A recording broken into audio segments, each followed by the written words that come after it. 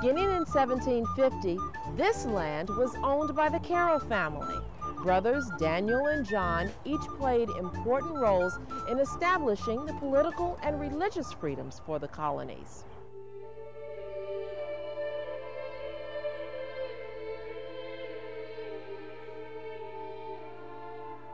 This is St. John's Catholic Church in Forest Glen.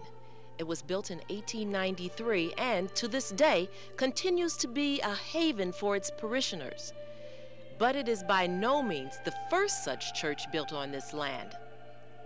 Across the cemetery is the replica of the Carroll Chapel.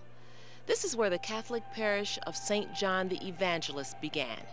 To understand its significance, one must first understand the political and religious climate in the early part of the 18th century. Beginning in 1718, Catholics were denied complete rights of citizenship. They couldn't hold political office. They couldn't build churches in which to worship. Two people who helped change that once lived right here in what we now call Forest Glen.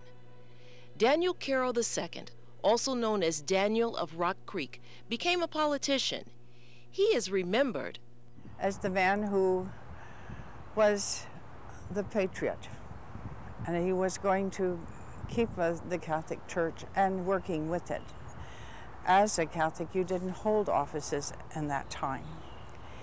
But he, in turn, was a congressman in the Maryland state, and he was a representative to the United States.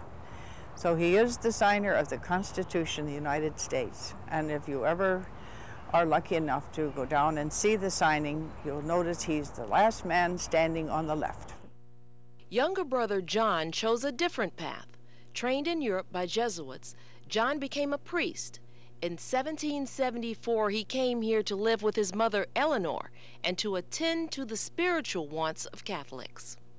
And it was after the people were coming so many that where the Mass was being held in a room in Eleanor's home, there wasn't room, so they needed a separate building.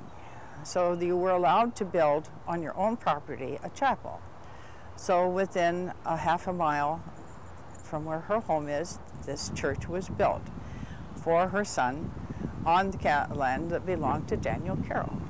We think of this as the Bethlehem of the United States because here was the first secular parish founded by John Carroll. Later, John Carroll moved to Baltimore and went on to become the first Archbishop of the United States. Today, the Carroll Chapel and the cemetery that surrounds it are visited by people who want to remember. We have the chapel left open for people to see what is there. And this is the history of the Carroll family, of the chapel, and of this area. When you walk through this cemetery, you'll even see names of people that streets are still named after here, like as Eccleston, the Brents, the Carrolls, Browns, and it's very interesting just to drive around the whole area to see how many names you'll see on the headstones.